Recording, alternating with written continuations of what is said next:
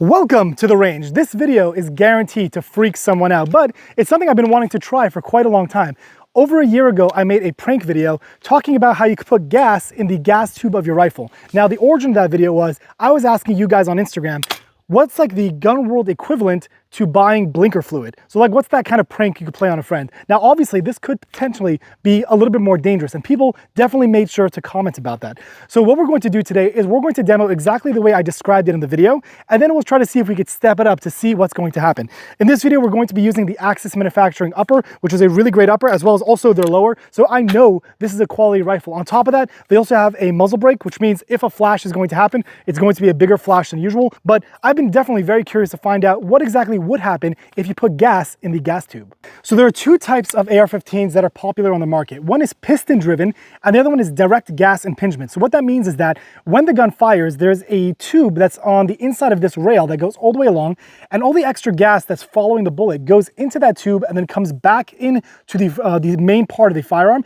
and that's what causes it to cycle. So when you remove the charging handle and the bolt carrier group, you'll see that there's this portion right over here. This is the gas tube of an AR-15. And what we're going to do is, like what I mentioned in the video, is I took a Q-tip and I put some gas into there. I might have put in total maybe 5 or 6 drops at most. So what I'm going to do is I'm going to put a little bit of gasoline into that. We're going to load it back up, 1 round of ammunition, so even if something goes wrong, it will only be 1 round that'll be able to be fired. And then we're going to see what happens, because I feel like this will be pretty cool. So I couldn't find a Q-tip, but I do have a tissue. I'm just going to dip some of the gas into the gas tube and try to let it drip in as much as possible.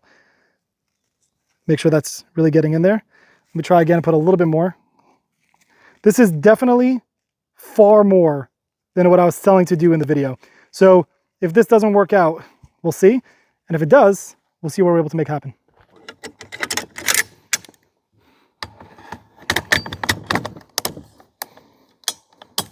Quick reminder before we begin, we are about to start our 14-day Firearms Mastery Challenge. If you're interested in learning more or signing up today, there will be more information in the pinned comment or description down below. We're on fire. Eyes and ears. Here we go.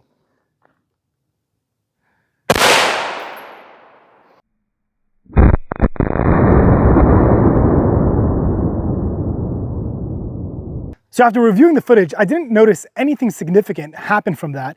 It might have looked like after, it might have been smoking a little bit more, but like that looks like it could just be general residual explosive from the actual firearm. So here comes the part that I am actually concerned about. We're going to take a little bit more gas and just pour it into the bolt carrier group area and see what happens.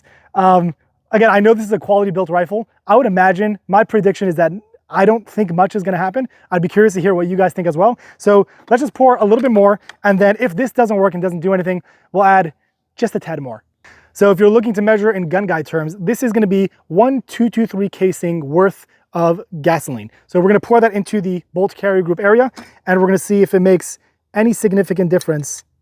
That's a lot of that's a lot of gas. Okay, let's figure this out. We'll slowly close everything, put it back together. And then I'm trying to think if maybe it would be beneficial to rack it a few times. I just want to make sure it's actually going all into the gun when it spills out. I'm definitely seeing that gas spill. Let's rack it a few times. The gasoline is now lubricant for this rifle. Let's see what happens. Okay, 3, 2, are you nuts? Let's step back. We're on fire. Oh boy. I want to step back even.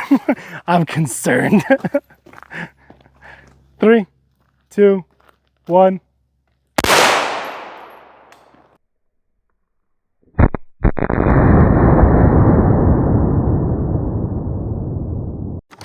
So that was a pretty significant amount of gasoline, but again, by reviewing the footage, I didn't see much happen. So this is gonna be the last time I'm stepping it up, because I'm going to assume after this point that if nothing happens, I would assume that nothing's gonna happen. So let's put just a tad more and then we'll call it if that works out. Okay, so this is the last time we're going to try this. I right now have half a 12 gauge casing filled with gasoline, and I'm gonna try to pour it. Now this obviously won't all fit, it's going to spill out to some degree. There's only so much that will actually fit in the bolt carrier group area. I'm going to try to keep it as much coated as possible, and then also allow some to drip down the barrel as well to see if that's gonna do anything. I don't know what's gonna happen. I wanna see your predictions below and see what we're going to do. So I'm going to put this down for a second. I'm gonna pull back the bolt carrier group and first try to dribble some down the barrel to see that what's gonna and it's already coming out the end, so I know that's already went all the way down.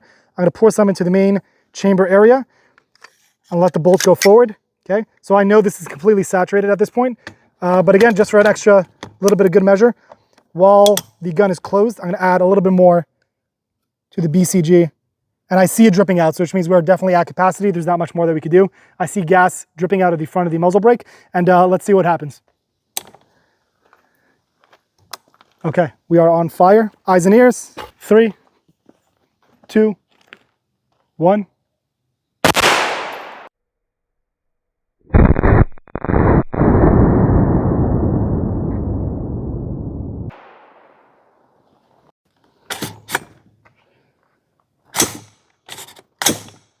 For the last shot, I did actually notice that the gun had a little bit more of an oomph when it went off. It seemed like it didn't recoil necessarily more, but it definitely seemed like there was more power towards it. I'm gonna try to put both videos on top of each other so you guys can compare them to see if you see any difference.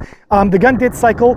When I opened it up, I was able to check the round and everything was fine. It was, again, a little bit more smoky potentially, but in regards to functionality, it didn't seem like it did anything. Now, obviously, this is a horrible idea and you shouldn't do it, and that video was still a joke. However, in regards to finding out what would happen if you pretty much lubricate a rifle with gasoline, it turns out it's not that bad.